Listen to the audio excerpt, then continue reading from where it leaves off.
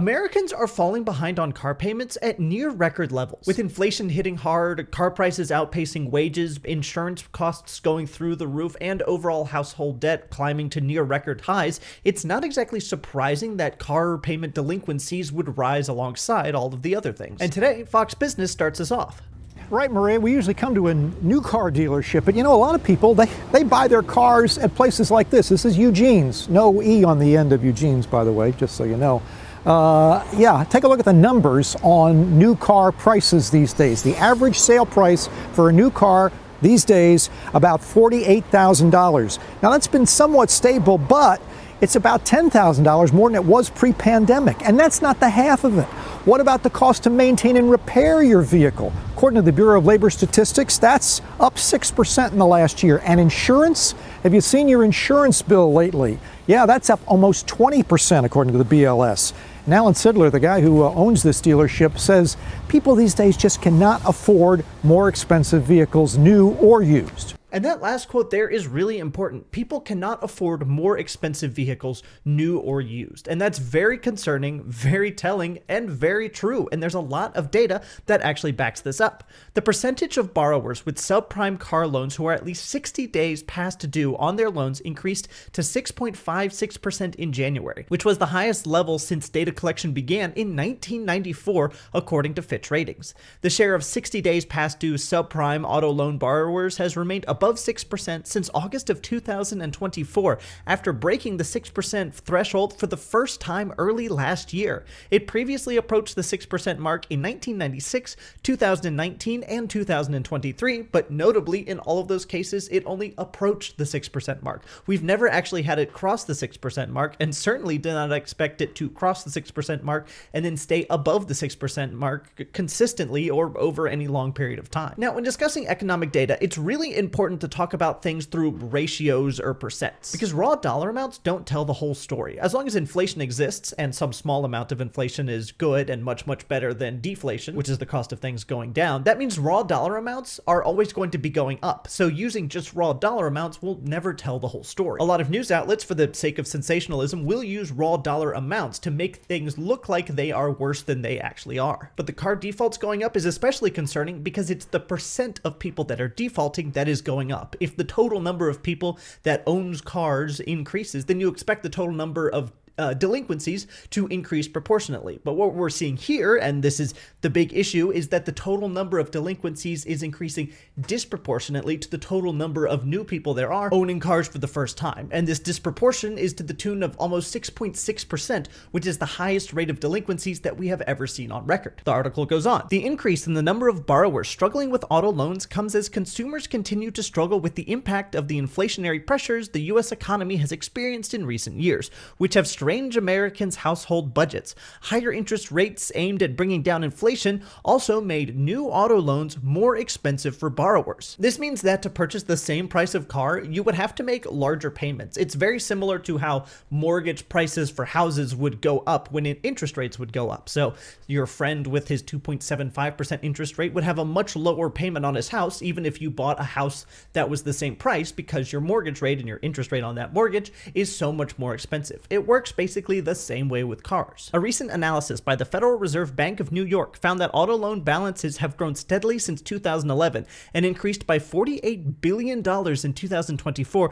due to an inflow of newly originated auto loans. Nearly all borrower groups have seen delinquency rates rise beyond their pre-pandemic levels, the NY Fed wrote. It noted that borrowers with credit scores between 620 and 679 saw their likelihood of becoming delinquent in a given quarter rise from about 2% before the pandemic to 4% in 2024. That is a doubling of the amount of people expected to go delinquent. That is crazy. Now, there are probably a lot of reasons that this rate is going up, or the amount of money that's being borrowed on cars is increasing. You think that remote work is actually going down. The number of people that are being forced to go back in office is increasing, so people are probably purchasing new cars for that. You can imagine that when people got their stimulus back in 2020 or 2021, they may have used that to purchase a new car, but now a few years later, they're falling behind on their notes for that, so that could cause the increase. And of course, interest rates being one of the most obvious answers, because people now have to pay more money for the same amount of car simply because interest rates are higher. Now, right after that, the Fed goes on and says this: the report found that consumers are, quote, in pretty good shape in terms of household debt landscape, with stable balances and solid performance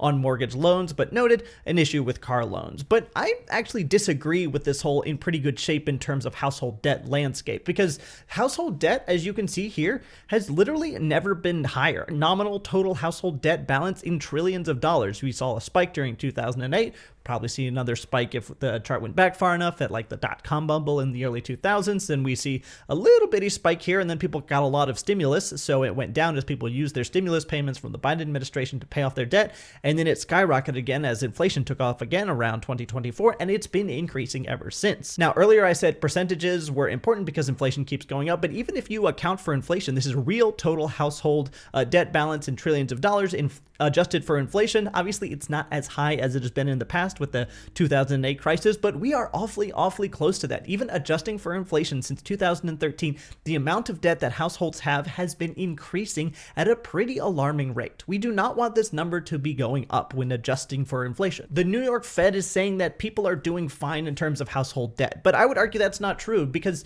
just because people are physically capable of making payments on their debts does not mean that they're in good shape. It just means that the motivation of not becoming homeless or starving or losing everything is strong enough for them to work extra jobs in order to maintain their debt payments. Now, before we move on, if you like this kind of deep dive into news topics, I post 2 or 3 times a week, and I'd love a subscription. Now, I can imagine people who own their cars outright or don't plan on buying a new car or taking out car debt anytime soon might suspect that this video kind of doesn't matter to them. Auto loan delinquencies going up doesn't impact anyone that doesn't have an auto loan. Except that's not exactly true. These delinquencies and the price increases, etc., are bad for everyone. And those bad effects trickle down to people that own cars even if they don't have a car note on it. If car prices increase, that means that the cost to repair cars is also increasing, or the cost to replace cars should that car become totaled is increasing. And you know what that means? That means that your insurance prices have to increase as well. There are estimates all over the place that I looked for online, but some of them estimate that the price of insurance has increased by as much as 55% since 2020, which is certainly far more than my paycheck has gone up in the same time frame. So if you own a car at all, even if you're not taking out payments on it, this does impact you. So what do we do about it? And that's pretty difficult to answer, because there are some things that you personally can do about it to take care of yourself. But realistically, this problem is probably only going to get worse. Reuters reports here, Volvo car CEO says its customers must pay for the rising tariffs. Volvo's car CEO, whatever that name is, said on Friday that its customers will have to pay for a large part of tariff-related cost increases, and that it could become impossible to import one of its most affordable cars to the United States if levies increase. Now, tariffs have been delayed as of the last time I checked, but that could change by the time this video comes out. But even without them, car prices are spiking. So when these tariffs hit, you'll have the natural cost of cars going up because new ones are more expensive, and then also the cost of tariffs on top of that. And when that happens, all of the other issues that we've just talked about will increase as well. There'll be more insurance costs, and it'll be costing way more than it is right now. The defaults on cars will probably go up, so you'll have people losing their cars, maybe not being able to work because of that, which will disproportionately impact low-income people or people that work in more blue-collar jobs and have to go into factories to do stuff. Repair costs will continue to increase, or replacement costs will increase, and just anything else you can think of having to do with cars will get more expensive. Now, this wouldn't be an issue if wages kept up, so people are able to afford the increasing costs of cars and car repairs and insurance and et cetera, because their paychecks are getting steadily bigger every year, so it sucks, but it's also not that big of a deal.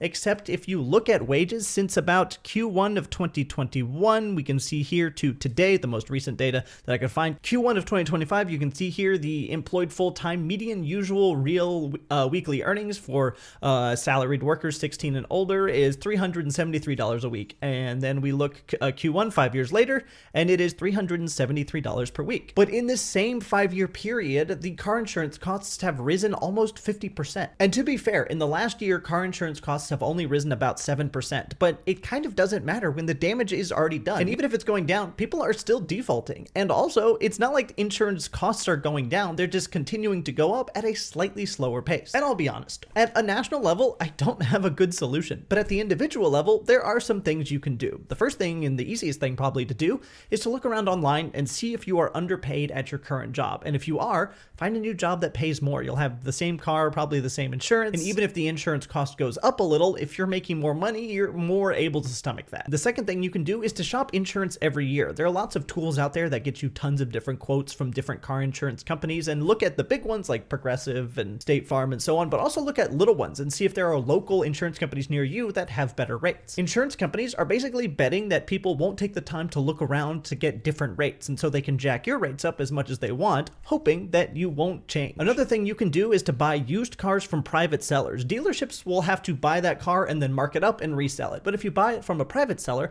probably they're not going to mark it up nearly as much as a dealership is going to. You can look at Facebook Marketplace, Craigslist, or anywhere else that you would buy a car. And before you buy a car, you can take it to a mechanic and ask for a pre-purchase inspection to look over and make sure that you're actually getting a good deal. The best thing you can do is to be really proactive about saving money when it comes to car costs, to make sure that you don't end up as a statistic on one of these graphs.